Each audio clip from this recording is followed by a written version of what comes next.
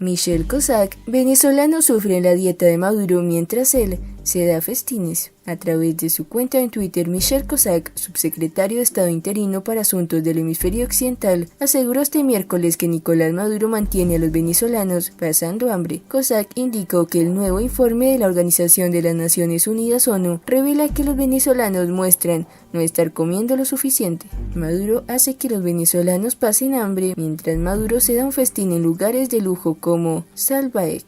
Muchos venezolanos en la dieta de Maduro. El informe WFP de Venezuela muestra que muchos no están comiendo lo suficiente, indicó Cossack vía Twitter.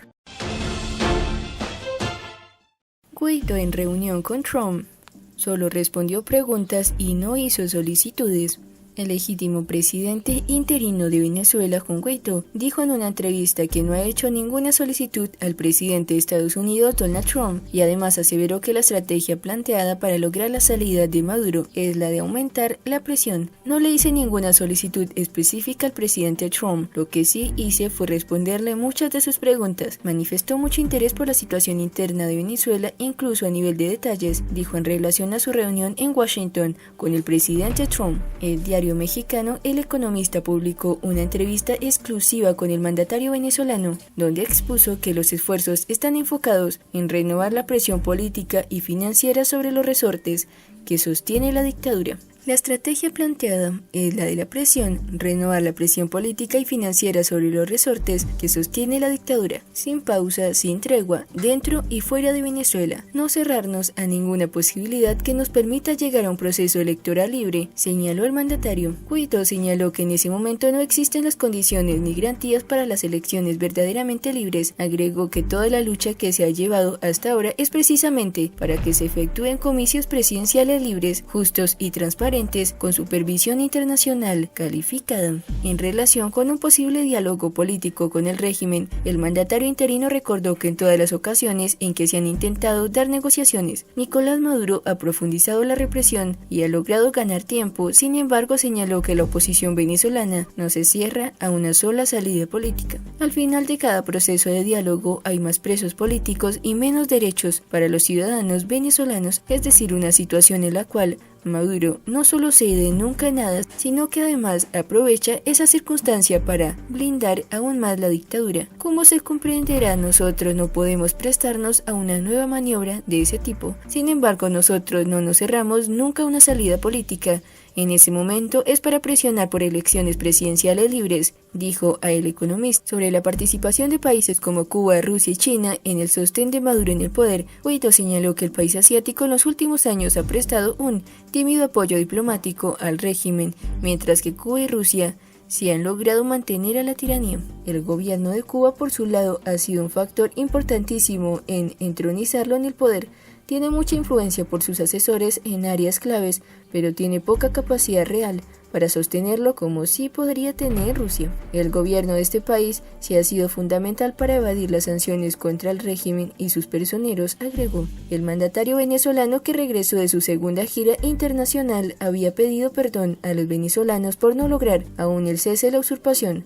Prometió que en esta oportunidad actuaría diferente para lograr la caída de Nicolás Maduro. Todo indica hasta ahora que los esfuerzos nacionales se enfocarán en retomar las protestas de calle, mientras que a nivel internacional existen dos enfoques. Algunos países abogan por un diálogo y otros por reforzar sanciones contra la tiranía. Iván Duque se rebaja al nivel de Maduro y Cabello para descalificar a Michelle Bachelet. ¿En qué se parece el gobierno de Iván Duque al régimen de Nicolás Maduro? Estos por primera vez tienen algo en común: las críticas a la oficina de la alta comisionada para los derechos humanos de la ONU, Michelle Bachelet. A Duque no le gustó el informe que presentó Bachelet sobre Colombia la semana pasada y lo criticó con dureza, hasta el punto de rebajarse al nivel de Maduro y Cabello cuando estos descalificaron a Bachelet y la ONU por su trabajo en Venezuela. ¿Es la actualidad de Duque una buena noticia para el régimen de Maduro? ¿En qué situación deja el gobierno de Colombia a Juan Guaidó? ¿Acaso no hay que tomarse en serio a la ONU? Está claro que Iván Duque y Nicolás Maduro son dos polos opuestos. El primero es presidente de un gobierno democrático, el segundo no. El primero respeta las instituciones, la oposición, la política, el segundo no. El primero es reconocido a nivel internacional, el segundo no. Se podrían seguir sacando diferencias, pero lo llamativo es que por primera vez Duque y Maduro coinciden en algo: el desprecio al trabajo de Michelle Bachelet, alta comisionada para los derechos humanos de la ONU. El informe de Bachelet sobre Colombia registró 36 en 2019, la cifra más alta desde 2014. Antes de que se firmara el acuerdo de paz, también denunció torturas militares contra inocentes, activistas de derechos humanos y recomendó una mejor supervisión de las fuerzas policiales. Nada de esto sentó bien en Bogotá. Duque dijo que el trabajo de Bachelet fue una intromisión a la soberanía del país y que contenía imprecisiones. El ministro de Defensa, Carlos Holmes Trujillo, agregó que la ONU no tiene que andar opinando de la estructura institucional del Estado. El expresidente Álvaro Uribe comentó que sin proponérselo, estimula la acción de los asesinados. Sentenció por su parte el comisionado presidencial para los acuerdos de paz, Enrique Archira. Estas reacciones del gobierno de Duque contra Bachelet son prácticamente idénticas a las del régimen de Maduro cuando la ONU puso en el foco a Venezuela. Mentira, Michelle Bachelet no le miente al mundo, es un informe hecho por especialistas vinculados al Departamento de Estado, dijo Maduro. El informe humilla al pueblo venezolano, agregó la vicepresidenta Delcy Rodríguez. Rechazamos absolutamente todas las partes de ese mal llamado informe, señaló el número 2 del chavismo, Diosdado Cabello, quizás en una de sus críticas más suaves a Bachelet. El resto fueron insultos, ratificando nuestra posición ante su informe errático y sin rigor alguno, concluyó el canciller de Maduro, Jorge Reaza, la semana pasada desde Viena antes de reunirse con Bachelet. No solo es la reacción contra el trabajo de la ONU, Duque y Maduro han operado de forma similar al bloquear al trabajo de los funcionarios de Bachelet. Maduro tardó casi un año en facilitar la llegada de la alta comisionada a Caracas, poniendo un sinfín de excusas y bloqueos. Duque, según informó la revista Semana, también hizo lo propio impidiendo que el relator de Bachelet, Michel Forts, visitara Colombia para actualizar sus informes. ¿Se equivocó Duque? Todo esto demuestra que en política no hay buenos y malos, que no debemos entender la política de forma binaria. Los políticos de izquierda y derecha pueden coincidir en no respetar las normas de los derechos humanos, y así lo demuestran Duque y Maduro, aunque son casos muy distintos y con una diferencia enorme en su respeto a las normas, dijo al diario Al Navío la politóloga venezolana Marín Jiménez, investigadora en la Universidad de Oxford. Al final hay un principio de poder jerárquico y vertical que es común entre Maduro y Duque. Es la defensa del principio de la unidad de poder del Estado, una concepción conservadora, apuntó a este diario Israel Camero, analista político y representante de Un Nuevo Tiempo en Madrid. E incluso el diario El Espectador de Colombia publicó en un editorial que la narrativa de Duque y su gobierno coinciden con la de Maduro. No es casualidad que estrategias similares se hayan usado en otros países donde los informes de la ONU han causado incomunidad por contradecir narrativas oficiales, incluyendo a Venezuela. No se trata de que el gobierno se quede en silencio ante los relatos críticos, pero sí que no patee la mesa cuando algo no le gusta. La ONU ha sido una aliada fundamental a lo largo de los años en la construcción de la institucionalidad colombiana, así como en el avance de los procesos de paz y la recuperación del dominio territorial por parte del Estado. Quitarle la legitimidad es aislar al país y permitir que los discursos extremistas sean los que definan la política colombiana. La internacionalista Beatriz de Majo, experta en Colombia y Venezuela, considera que el gobierno de Duque cometió un error de comunicación.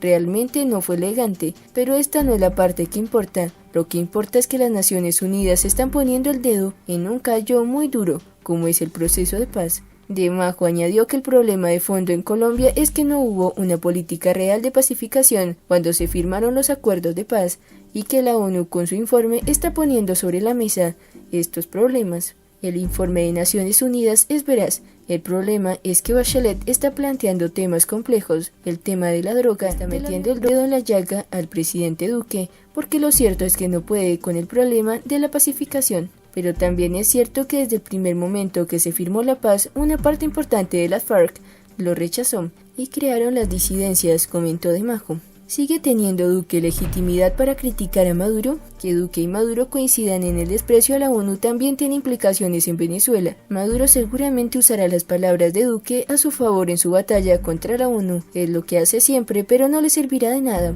El fondo de las acusaciones en contra de Venezuela en el informe Bachelet es de un peso tal que nadie las va a negar, dijo de Majo. Hoy por hoy el principal argumento contra Maduro en materia de derechos humanos es el informe de Bachelet. Este documento demuestra y explica cómo el régimen lo hace con pruebas sólidas, testimonios, imágenes, trabajo de campo, versiones de uno y otro lado, todo lo contrario que aquel informe que presentó Duque ante la Asamblea General de la ONU en Nueva York, para probar que Maduro ampara grupos y que finalmente acabó en el olvido porque varias de las pruebas aportadas resultaron ser falsas. María Jiménez considera que con sus críticas a la ONU, Duque perdió legitimidad para hablar de los derechos humanos en Venezuela, pero esto tiene que ser relevante para las personas en Colombia. No creo que toda decisión interna de un país tenga que ser interpretada desde el conflicto en otro, agregó.